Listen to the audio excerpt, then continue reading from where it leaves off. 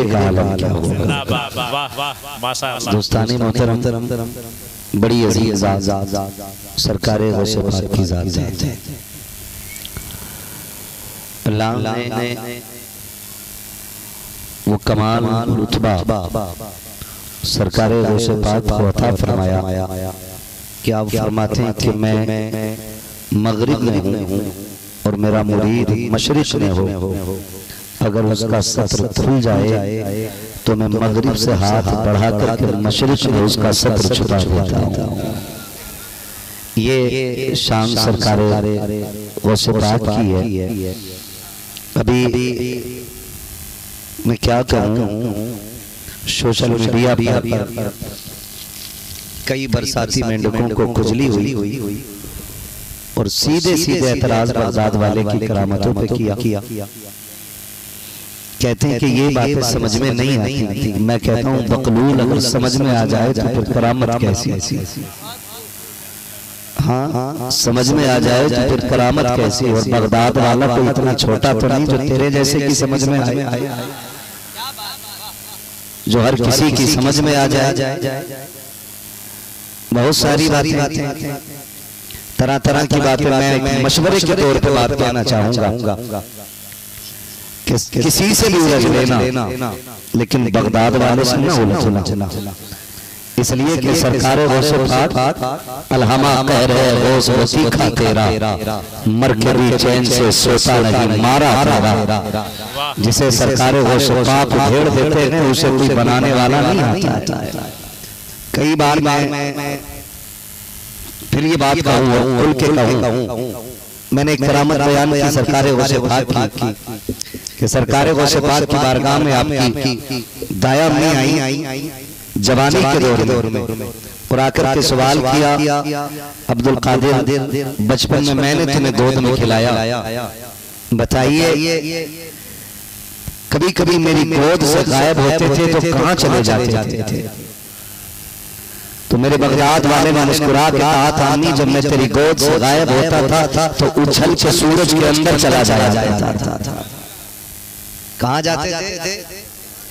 मैं अगर इन लोगों के सामने बैठा हूं तो आपसे अलग नहीं हूं।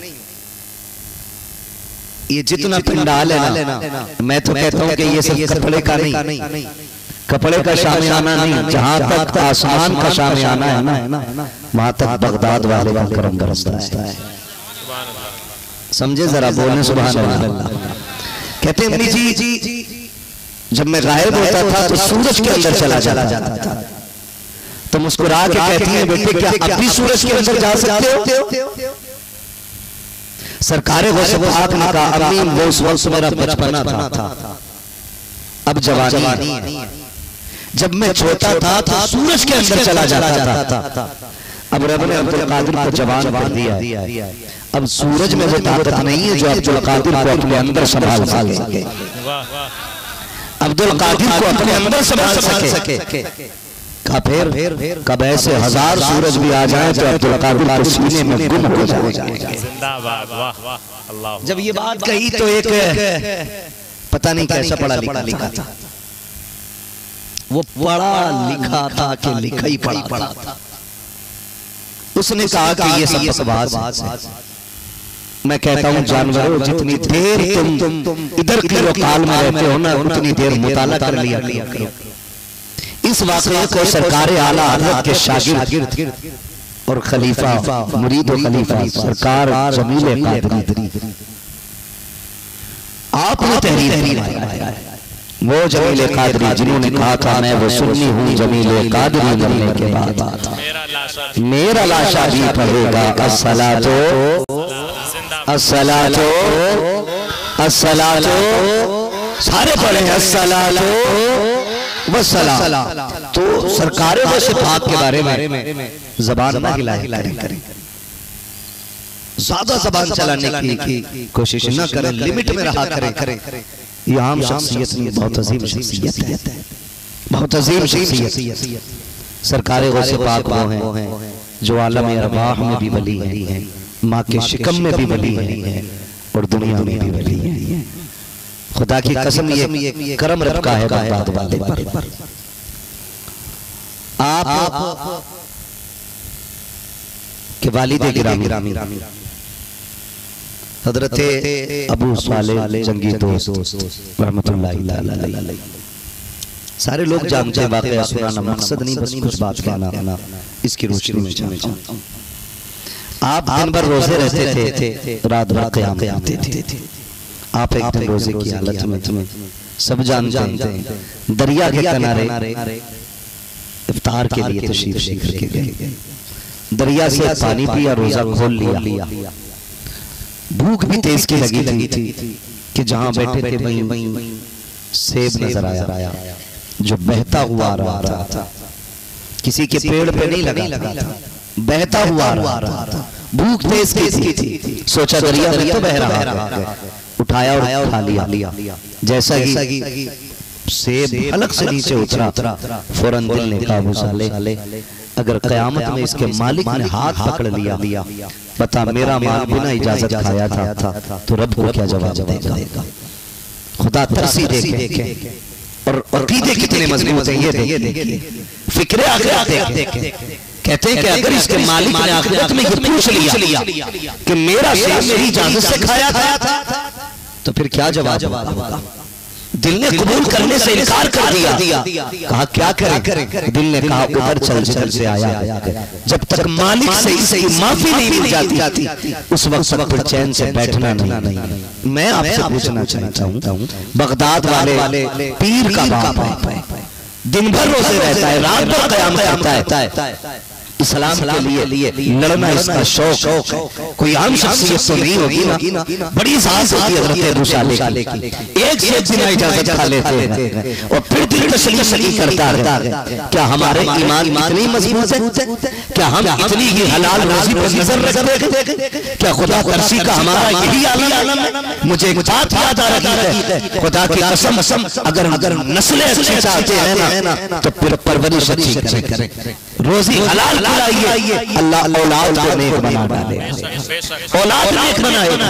आज हालात बिगड़ते जा रहे हैं। सबका रोना यही है कि कोई कौम के अंदर रहनुमा नहीं आ रहा है, कोई गाइडर नहीं आ रहा है, कोई कायद नहीं आ रहा है, कोई कौम को संभालने वाला सलाहुद्दीन नहीं आ रहा है, कोई मोहम्मद बिन कासिम नजर क्यों नहीं आ रहा है। मुझे बात याद आ रही है कि जिस दिन सलाहुद्दीन अय्यूबी ने बैतुल मुकद्दस को फतह किया था और तबाह के दुश्मनों पर फतह पाई थी, सबको माफ कर दिया था, लेकिन उस आखिर पैगंबरों पर पैगंबर माफ नहीं किया था। जब आप करीब आए थे उस वक्त में यहूदियों ने कहा था सलाहुद्दीन अय्यूबी आज तो तुम्हें बैतुल मुकद्दस फतह किया गया, वक्त आने दो हम तुम्हारी कौम को बेटियों ऐसी बेटियां बनाएंगे, तुम्हारी कौम की बेटियों को ऐसा बना देंगे कि क़यामत तक वो सलाहुद्दीन अय्यूबी को पैदा न कर सकेगी। मैं पूछना चाहता हूँ कौन सा शहर दिया गया, कौन सा दवा मिलाई गई है? वो कुछ और नहीं था बल्कि बेगैरती का नशा था जो कौम को दिया गया। अगर सर से दुपट्टे उतर गए तो ये फैशन नहीं रखी, यहूदियों ने उतारे हैं। मैं खुदा की कसम कहता हूँ, जाओ बेटियों को हया की चादर उतार दो, हया की चादर उतार दो। अल्लाह आज भी तुम्हारी कौम के अंदर मोहम्मद बिन कासिम पैदा फरमा दे। जिंदाबाद जिंदाबाद, नारे तकबीर, नारे रिसालत, जश्न गौसुल वरा कॉन्फ्रेंस जिंदाबाद जिंदाबाद। बेशक माशाअल्लाह, ये यहूदियों ने कहा था कि हम तुम्हारी कौम की बेटियों को इस लायक नहीं छोड़ेंगे कि फिर से कोई सलाहुद्दीन अय्यूबी नहीं पैदा हो सके। किधर चल रहे हैं हम? कहाँ जा रहे हैं? वो बदलो अपने रवैये। मसला खाली फैशन का नहीं है, मसला खाली सिर्फ दौर और हालात का नहीं है। मसला यह है कि माओ की गोंदें बांझ होती जा रही है। अब गैरत वाली औलाद पैदा नहीं हो रही है क्योंकि जमीन अच्छी होती है तो फसल अच्छी होती है, माएँ अच्छी होती हैं तो नस्ल अच्छी होती है। ये हालात है हमारे। आज माफ कीजिएगा, एक अंगल जमीन के लिए गले काट देते हैं, 4 इंच जमीन के लिए भाई का गला पकड़ के घसीट के कचहरी तक लेके जाते हैं। क्या मिल गया 2 इंच अगर जमीन कम रह गई थी तो? क्यों हम बढ़ाने पे लगे रहते हैं? कोई लेके गया कब्र तक, किसी कफन के साथ जमीन के कागज गए, खाली हाथ आए थे, खाली हाथ जाना है। कोई नहीं लेके गया, फिर झगड़े किस चीज के? क्या कितनी जगह पे ऐसा नहीं हुआ यतीम भतीजों को जहर दे के मार दिया गया ताकि उसके भाई की जमीन जो थी वो सारी मेरे हिस्से में आ जाए। वो भाई जब यतीमों को जहर दिया गया किसी ने देखा न देखा खुदा देख रहा था। जब तुमने हमने किसी का हक मारा तो किसी को पता चला या ना चला लेकिन अब सब जान जाए किससे चोरी कर रहे हो, किससे चोरी कर रहे हो, किससे चोरी कर रहे हो। चुप के लोगों से किए जिसके गुनाह वो खबरदार है क्या होना है, वो खबरदार है क्या होना है। ओ भाई किसी का 1 रुपया नाजायज नहीं लेना। क्या हमारी प्रधानी खसाबी है नहीं है, बाजार लगता है कोई खैरत का नाम नहीं है। बाजार में कुछ ठलुए टहलने जाते हैं, मूंगफली के ठेले पे खड़े हुए गरीब ने चंद रुपए ला के रखी थी ताकि शाम शाम बेच कर जितने पैसे बच्चों के लिए बचा के ले जाता। कई ठलुए बाजार में देखो जाकर के आते हैं मालिक से पूछे बगैर एक मूंगफली उठाई मुंह में डाली चबा के कहते हैं रेट क्या है। दुकानदार ने कहा 60 रुपए, कहते महंगी दे रहे हो। आगे बढ़ जाया करते हैं, पूछना चाहता हो ये हलाल था उठा के खाना। सिंगाड़े वाले के ठेले पर गए, वहां से एक दाना उठाया, बिना इजाजत खाया, फिर आगे बढ़ गए। पूरे बाजार में शाम तक कुत्तों की तरह टहलते रखे, हराम हराम खाते रखे। फिर आगे कहते साहब मेरे मुकाबले का कोई नहीं है, खुदा की कसम हराम के मुर्गे खाने वाला अफजल नहीं हुई है, हलाल की चटनी खाने वाला मुर्गे खाने वालों से बेहतर होता है। इसलिए मुर्गे खाने वाले पे खुदा की लानत होती है, हलाल की चटनी खाने वाले पे खुदा की रहमत होती है। बेशक हक है, जिंदाबाद, वाह वाह माशाअल्लाह, वाह या रसूल अल्लाह सल्लल्लाहु अलैहि वसल्लम, जिंदाबाद वाह। लुक्मे हलाल है, लुक्मे ये असल चीज है। दुआएं मकबूल नहीं हो रही, क्यों नहीं है कबूल? बताए ना मौलवी साहब, आप बताओ। आपने तो कहा था खुतबों के बीच में जो दुआ मांगी जाती है कबूल होती है, फिर भी नहीं हुई। आपने कहा था कि जुमे के बाद दुआ करो कबूल होगी, फिर भी नहीं हुई। शबे कद्र में मांगी, शबे बरात में मांगी, कहीं नहीं सुनवाई हो रही। मैंने कहा सब कुछ छोड़, बता लुक्मे हलाल है कि नहीं, ज़बान सच्ची है कि नहीं। इमाम गज़ाली रहमतुल्लाह तआला अलैहि से किसी ने कहा था हुजूर दुआ कब कबूल होती है? फरमाया 2 काम कर लेना, जब भी मांगोगे कबूल हो जाएगी। कहा क्या? फरमाया एक तो लुक्मे हलाल रखना, दूसरी ज़बान सच्ची रखना। ज़बान सच्ची रखना, जब भी बोलो भले गर्दन कट क्यों ना जाए, कभी झूठ ना बोलना, कभी झूठ ना बोलना। मैं अब आपसे बात अर्ज करूं, मुझे बताया जाए हम कितने हलाल लुक्मों पे पड़े। नौजवान मेरे सामने बैठे, कई बार नौजवान ये बात कहते हजरत रिश्ता नहीं हो रहा है, हमारे बाप को समझा दो।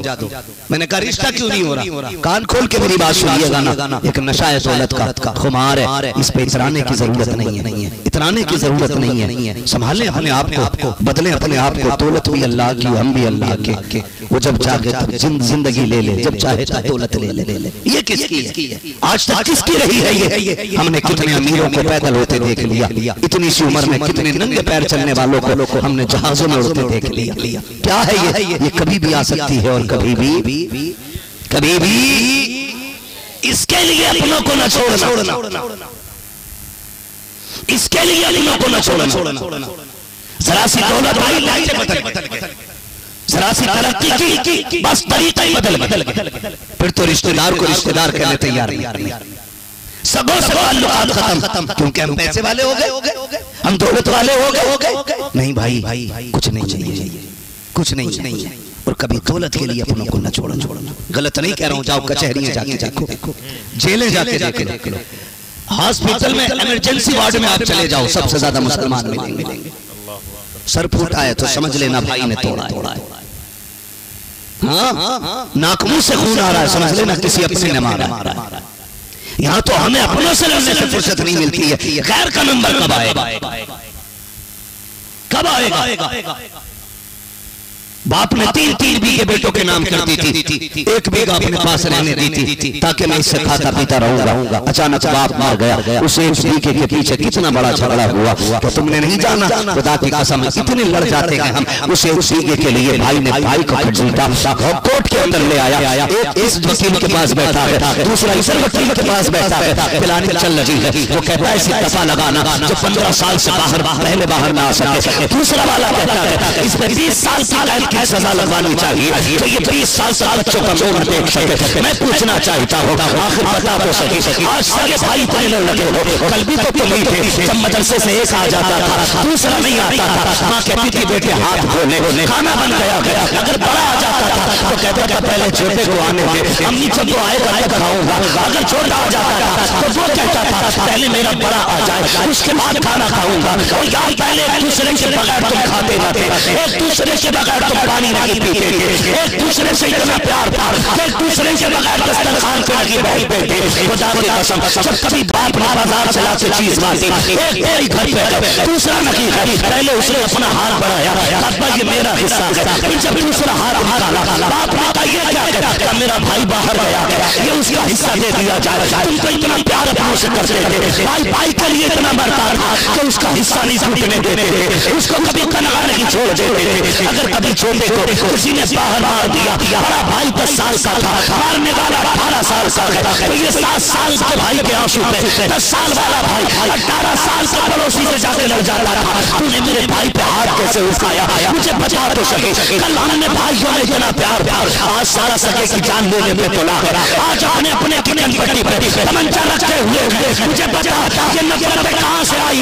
मैंने बहुत गौर किया तो एक बात समझ में आई कि जब बचपन था तो तुमने दौलत रखी थी, रिश्ते थे, आज दिल में दौलत आ गई है तो रिश्ते निकल गए। खुदा की कसम दिल में एक चीज रहेगी, या तो दौलत का प्यार रहेगा या रिश्तों का प्यार रहेगा।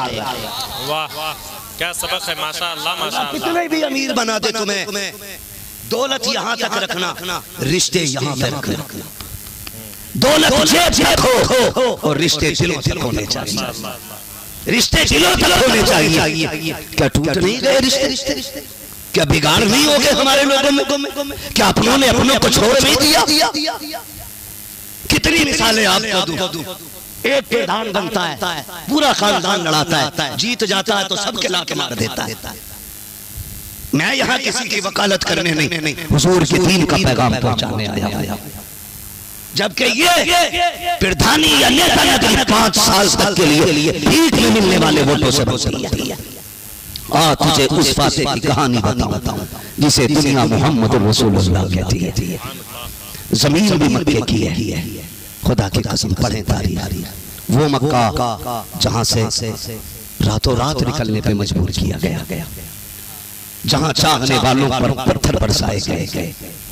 आज ना कोई मुश्किल नहीं है, जितनी नमाज पढ़ो उतनी इज्जत मिलती है, जितनी तस्बीह पढ़ो उतनी ज्यादा इज्जत मिलती है, जितना हुलिया बना के रखो उतना लोग सर पे रखते। वो दौर कितना मुश्किल था, अगर कलमा पढ़ दिया तो फिर पत्थरों का सामना। अगर जोर से ला इलाहा इल्लल्लाह कह दिया गया तो जबान काट दी जाए तब भी कम है। लेकिन सलाम हो हुजूर के उन यारों पर, हुजूर के उन जानिसानों पर जिन्होंने जुल्म की आंधियों की आंखों में आंखें डाल करके हुजूर के दीन का कलमा पढ़ के सुनाया। हाँ, उस दौर की कहानी बता रहा हूँ, वही मक्का जहाँ पे रातों रात निकलने पे हुजूर को मजबूर किया और मेरे हुजूर ने रोते हुए मक्का शरीफ छोड़ा था, रोते हुए मक्का शरीफ छोड़ा था। जहां दुश्मनों ने सितम की हद की, बिलाल के बदन को कोयलों से जलाया गया, अबू बकर सिद्दीक को जुल्म और सितम का निशाना बनाया गया। वो मक्का जिसको हुजूर ने छोड़ा, लेकिन तौर बदला। फिर वो दिन भी आया, मेरा नबी फातिह बन के मक्का में आया। बेशक, सुभान अल्लाह सुभान अल्लाह। और अकेला नहीं, तकरीबन 10 से लेके 14,000 तलवारें मेरे नबी के साथ थी। कितनी? 10 से लेकर के 14,000 तक, कोई भी रिवायत उठा लो, हजारों तलवारें साथ, हजारों तलवारें। मेरा नबी फातिह बन के आया, लेकिन कुर्बान उस फातिह आलम और फातिह आजम के जो सवारी पर बैठा तो गर्दन रब की बंदगी और उसकी फरमाबरदारी में इतनी झुकी है कि पेशानी ऊंट के कोहान से लग रही थी। बेशक आज मिंबरिया बन जाए ना जीत के तो यूं आता, मिंबरिया बन के वो मक्के का फातिह बन के आया। वाह, आज दुश्मन कहां पर गए, सब अपनी जान की सोच रहे थे कैसे बख्शे जाएंगे, आज गिन गिन के बदले लिए जाएंगे। लेकिन मेरा नबी आया, इतनी गर्दन झुकी है कि पेशानी ऊंट के कोहान पे लग रही है। मक्के शरीफ में आए हैं, दुश्मन थर-थर कांप रहे हैं। सरकार मक्का शरीफ में जलवा फरमा हो रहे हैं, फाते बने हैं। खुदा की कसम तारीफ का ये बाप पढ़ के तो देखो, रब के लिए जीना सीखो मुसलमानों, रब के लिए जीना सीखो। फाते बन के मेरा नबी आया है, दुश्मनों के बीच में खड़ा है, गर्दनें चलती झुकी है। तफसील से बयान मैं नहीं कर सकता। मेरे आका करीम ने फरमाया था, बताओ क्या उम्मीद रखते हो? सबने कहा आप करीम इब्ने करीम हैं, आपसे क्या उम्मीद की जा सकती है? आप कर्म ही कर सकते हैं, हमने तो बड़े सितम किए हैं, आज हमें जुल्मों की सजा मिलनी चाहिए, हम तो माफी के काबिल नहीं है। आज आपके रहमो करम पर है, जो चाहे फैसला कर दे। मेरे नबी ने फरमाया, जाओ आज मैं तुमको वही कहता हूँ जो यूसुफ ने अपने भाइयों से कहा था, ना तकरीबा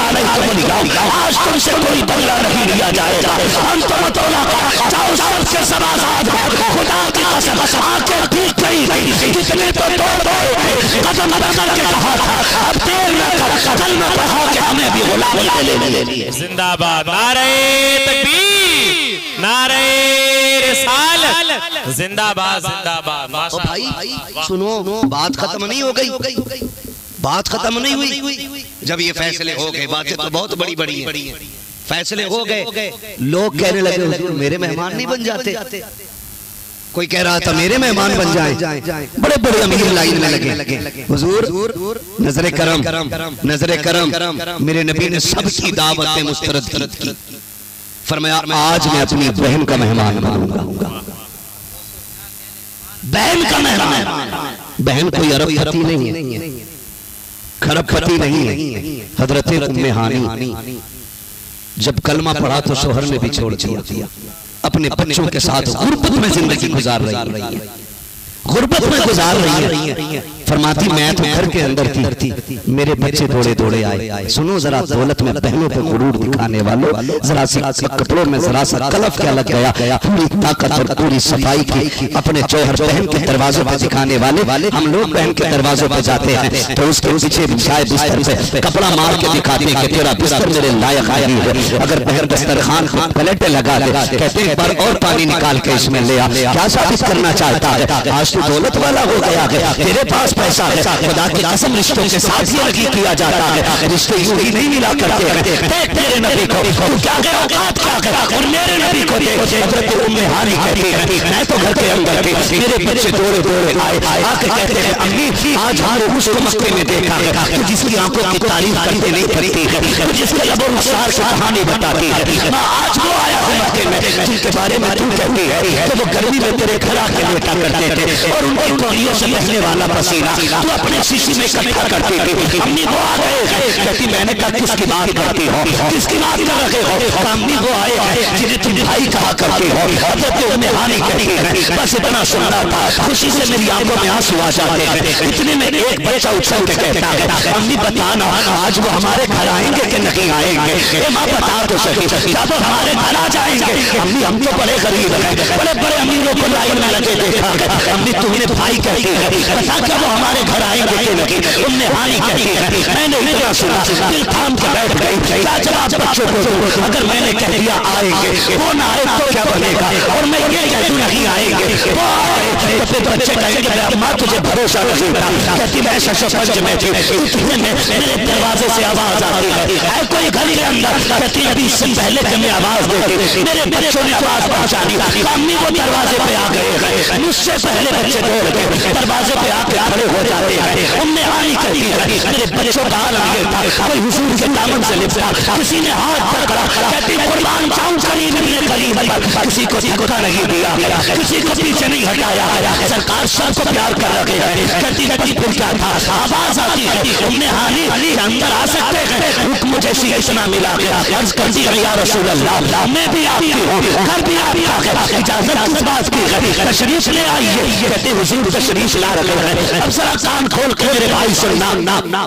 जब आका करीम हजरत उम्मे हानी के घर तशरीफ ला रहे हैं। उस वक्त उसका मंजर क्या था? कहती मेरे घर में बिस्तर नहीं था, बिछाने का कोई सही सालिम सामान न था। हुजूर आए ना, एक बोरी का टुकड़ा पड़ा हुआ था, सरकार कुर्सी पे बैठ जाते हैं। तब मुझे गैरत आ रही थी, दोनों आलम कमाली को मुख्तार था, एक बोरी के टुकड़े पे बैठ रहा है। कहती जैसी बैठे मेरे नबी मेरी तरफ देखा, बहन भूख बहुत तेज की लगी है, मैंने अभी कुछ नहीं खाया है, खुदा की कसम इतना सुना था। उम्मे हानी कहती मेरी आंख में आंसू आ गए, भाई ने खाना मांगा है, आका करीम ने ये जुमले सुने, कहती घर में तो कुछ ना था, लेकिन मेरी भी गैरत की वजह से उसकी और चार छुप के किचन में चली गई। कहती थोड़ी देर वापस नहीं आई, मेरा नबी क्या नहीं जानता है। कहती मैं किचन में गई, अचानक सरकार की आवाज आती है, उम्मे हानी ताजा कुछ ना लाना, जो रखा है वही ला के दे दो। कहती जब आका ने इतना कहा मुझे याद आया कि एक सूखा टुकड़ा रोटी है, थोड़ा सा सिरका मौजूद है। कहती मैंने वही लिया, हुजूर की खिदमत में लेके आ गई। आका करीम ने मुस्कुराते हुए उसे खाया। कहती जब सरकार खा रहे थे मैं देख रही थी, रोटी का टुकड़ा इतना सख्त था कि काटे नहीं कटता है। नबी के चेहरे पे कोई शर्म नहीं, कोई शिकायत आका को नहीं, मुस्कुराते जा रहे हैं, खाते जा रहे हैं। जब फारिग हो गए हाथ उठा के आता या अल्लाह तेरा शुक्र है जो नेमत तूने बरसों पहले लगन के दस्तरखान पे खिलाई थी, आज बरसों के बाद वही बरकत वाली तूने नेमत फिर से खिला दी है। अल्लाह मेरे लगन के बेड़े को सदा सलामत बना दे। खुदा की कसम या आका करीम का ज़र्फ है, लगन के दरवाजे पे गए, ये रवैया ये रखे है। सुनो बहने कितनी भी गरीब हो जाए, रिश्ता तोड़ना नहीं, रिश्ता जोड़ना, इसलिए बहने सहमत नहीं, बहने खुदा की रहमत हुआ करती है। सुभान अल्लाह, सुभान अल्लाह, जिंदाबाद जिंदाबाद। हमारे रवैये इतने खराब हमारे रवैये हैं, खुदा की कसम दौलत की सारी ताकत रिश्तेदारी, ताकत सारी अपनों पे हम दिखाने की कोशिश करते हैं। ये भी कोई जिंदगी है? हुजूर सब कुछ होते हुए, सैकड़ों गुलाम होते हुए सरकार बहन के दरवाजे पे गए ताकि बहन का दिल न टूटने पाए, दिल न टूटने पाए। इसलिए खुदारा अगर अल्लाह दौलत दे तो बिगड़ना नहीं, बिगड़ना बोले बिगड़ना घमंड करना नहीं है। इसलिए कि ये दौलत कभी किसी की नहीं है, कभी किसी की नहीं हुई है। अल्लाह से दौलत मांगो, हक है तुम्हारा, लेकिन दौलत भी दौलत उस्मानी मांगना। वाह सुभान अल्लाह। जो दौलत अल्लाह और उसके रसूल के काम आए वो दौलत मांगो, वो दौलत खुदा की कसम दुनिया में राहत का सबब बनेगी, आखिरत में जन्नत का सबब बन जाएगी, आखिरत में जन्नत का सबब बन जाएगी। बदलो अपने रवैये, तरीके बदलो और दौलत के लिए अपनों को छोड़ने की कोशिश न करना। वो कहा था किसी ने, हुए नामवर बेनिशां कैसे कैसे, जमीन खा गई आसमां कैसे कैसे। क्या बचाए, क्या बचाए? इस जिंदगी में कितनी बहार है, देखिए कितने उतार चढ़ाव आए, चले चले। सुख आए तो दुख ना भूलना, दुख आए तो सुख ना भूलना। इसलिए कि अगर दुखों के दिन नहीं रहते तो सुखों के दिन भी नहीं रहते। मौसम बदलते रहते हैं, कभी सुख है कभी दुख है। अगर दुख मिले तो सब्र करना है, सुख मिले तो शुक्र करना है। अपने रब को नाराज नहीं करना, ये कोशिश करनी है। किसी का हराम का लुकमा नहीं खाना। हमारा रब कौन है? जोर से पीछे वाले भी बोल रहे, रब कौन है हमारा? हाथ उठा के बताए कौन है? अल्लाह हमारा रब है। अल्लाह हमारा रब है। हलाल खाओगे वो तब भी देख रहे, हराम खाओगे वो तब भी देख रहे। हिसाब एक एक दाने का होना, एक एक लुकमे का हिसाब होना। कई बार जवान कहता जी हमारे अब्बा को समझाते क्या जरूरत पड़ी है रक्षा चला रहे, क्या जरूरत पड़ी है रक्षा चला रहे। नाक कटवाती हमारी लोग रक्षे वाले का बेटा कहते हैं। मैं कहता हूँ नादान, बाप की मेहनत और मजदूरी को देख के शर्म न कर। वो रक्षा चला के शाम को बिस्तर पे लेटे तो उसके पैर दबा, उसके कंधे दबा के अब्बा तेरा एहसान है, तेरे कपड़े शाम को मेहनत के पसीने में भीगे जरूर होते हैं, लेकिन किसी गरीब के आंसुओं से भीगे हुए नहीं होते हैं। अब्बा तेरा एहसान है, तूने हराम के मुर्गे तो नहीं खिलाए, अलबत्ता मेहनत करके हलाल की चटनी जरूर खिलाई। सुभान अल्लाह, सुभान मुकद्दर वाले हैं वो बेटे जिनका बाप हलाल की चटनी खिलाता है, और कम नसीब होती है वो नस्लें जिनका बाप हराम के मुर्गे खिलाता है। इसलिए कि फरमाया गया जो जिस्म हराम के लुक़मे खा के पलेगा, अल्लाह उस जिस्म को जहन्नम का ईंधन बनाएगा, जहन्नम का ईंधन बना देगा। ना जा यार हराम की तरफ, तेरा रज़्ज़ाक़ अल्लाह है, तेरा रब अल्लाह है। तू मांग के जो दे वो क्या नहीं दे सकता है, क्या नहीं दे सकता। वो पत्थर से ऊंट नहीं पैदा करते, अल्लाह अल्लाह, वो दरिया में रास्ते निकालते। शर्त ये है कि मांगने वाला भी तो होना चाहिए, मांगने वाला भी तो होना चाहिए। मांगो दिल से, अपने रब से मांगो, कभी हराम की तरफ हाथ नहीं बढ़ाना। दिल ने काबू साले खाना नहीं है, और खा लिया है तो फिर माफी लेनी है। चले किनारे किनारे, बाग दिख गया, हम सेब लटके हुए थे, समझ गए हो ना हो इसी बाग का फल होगा। ऐसा ही फल था। ये सोच के बाग में बंदा एक काम कर रहा था, उससे कहा तू इस बाग का मालिक है? तो जो है सारे लोगों की, हर गोद में अब्दुल कादिर नहीं आया करते। तू इस बाग का मालिक है? उसने कहा नहीं। कहा फिर मालिक कहाँ? उसने कहा वो जो झोपड़ी दिखाई दे रही है, बाग का मालिक उसमें बैठा है। आप फरमाते मुझे उससे मिलना है, तो उस खादिम ने कहा वो हर किसी से मिला नहीं करते। आप फरमाते जाओ उनसे जाके कह दो एक नौजवान आया है, बड़ी जरूरी बात करनी है, मुझे उनसे मिलना बड़ा जरूरी है। वो गया और जाके कहने लगा हज़रत कोई जवान है आपसे मिलना चाहता है, बात जरूरी है। कहने लगे जाओ पूछ के आओ नाम क्या है और काम क्या है। उसने आके पूछा नाम क्या? फरमाने लगे मुझे अबू सालेह जंगी दोस्त कहा जाता है। ठीक है का काम यह है कि मुझे माफी लेनी है, एक सेब खा लिया है बिना इजाजत के।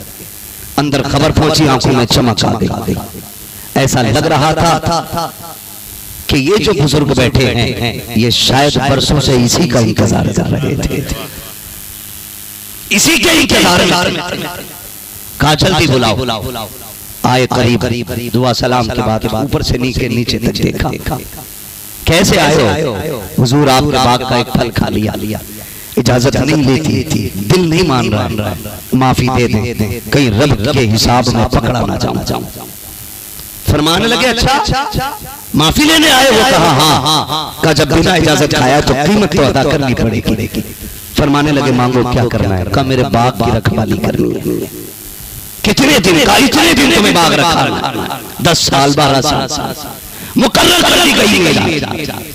इतने दिन बाग रखाओ, फिर आगे बात करो। जितने दिन लगे थे कब माफी मिल जाएगी? कहा हाँ। फिर आपने बाग की रखवाली की, मुकर्रर हो गए, दिन पूरे हो गए, फिर वापस आए। अब माफी का भी इतने दिन और रहो। फिर आए वापस, हुजूर ये दिन पूरे हो गए, का बस एक शर्त और रह गई है, ये पूरी कर लो माफी मिल जाएगी। का कौन सी शर्त? का मेरी बेटी से निकाह करना पड़ेगा। जब इतनी बात सुनी कहते ये काम तो हमारे खानदान के बड़े किया करते हैं, हम कैसे कर सकते हैं? का नहीं मानते तो माफी नहीं मिलनी है। का ठीक है, ये शर्त भी मंजूर है, लेकिन सुनो अपना निकाह तो बाद में होगा, पहले पूछ तो बेटी कैसी है? का कैसी है? आंखों से अंधी है, पैरों से लंगड़ी है, हाथों से लूली, जबान से गूंगी है। इतना सुना पसीना आ गया, जरा सा रंग काला होता है। बेटा बाप से कह देता है तुम्हारी मर्जी से निकाह नहीं करना है, जरा सा रंग सांवला हो। तुम क्या देख करके आए हो? निकाह के वक्त बेटे उठ के भाग जाते हैं, और यहाँ जब आकर रखी जा रही है, कोई छोटी बात नहीं थी, बड़ी बात कही जा रही है। आंखों से रोशी भी है, हाथों से पसंद रखी है, पैरों से चल नहीं सकती है। जैसी इतना सुना है आप हमारे हैरत इस्तेजाम के पूछ जाते हैं, फिर कहते चलो मंजूर है, माफी तो मिल जाएगी। जब माफी मिल जाती है ना, उसके बाद निकाह के बाद माफी मिली का मेरी सौजा किधर है? का वो जो सामने वाला मकान है उसी के अंदर चले जाइए। जब आप अंदर आते हैं, दरवाजे पे पहुंचे, दरवाजे पे दस्तक दी, आवाज आई ठहरिए अभी आती हो। आवाज इतनी खूबसूरत थी कि आप हैरत पड़ जाते हैं। कई आवाज किसकी होगी? जैसी की दरवाजा खोला, आने वाली खातून ने सलाम किया, आपने जवाब दिया, तुम्हें क्या पता मैं कौन हूँ, कोई और नहीं, इस दरवाजे पे या तो मेरा बाप आ सकता है या फिर मेरा शोहर आ सकता है, कोई तीसरा नहीं आ सकता है। इतना सुना दौड़ करके पीछे गए, अब्बा जी बताए हजरत आपने तो ये कहा था उसमें मेरी बीवी रहती है, लेकिन वो खातून कौन है, वही तो मेरी बीवी है, वही मेरी बेटी है, वो तो बोल भी रही है, देख भी रही है, चल भी रही है। आपने फरमाया सुनो, सारी बातें तफसील से बता दी, गुनाह की तरफ देखती रही है, इसलिए आंखों से मुझे कहा, गलत बोलती रही है, जबान से गूंगी कहा, नाजायज कामों की तरफ नहीं चलती, पैरों से पाकिज कहा, ये सारी बातें बता दी। कहते बेटे बिला वजह निकाह नहीं किया है, मैं बहुत परेशान रहता था, बेटी पारसा है, गुलाम कहाँ मिलेगा, किसी दिन मैं सोच रहा था, आवाज आई परेशान मत हो अब्दुल्ला सुना की बेटी हमने दी है, बेटा भी हम बेचेंगे, कहाँ मिलेगा, बाग में आएगा, उसको आप वहां से देख लेना, अगर शर्तों पे खड़ा उतर जाए बेटी उसी के हवाले करेगा।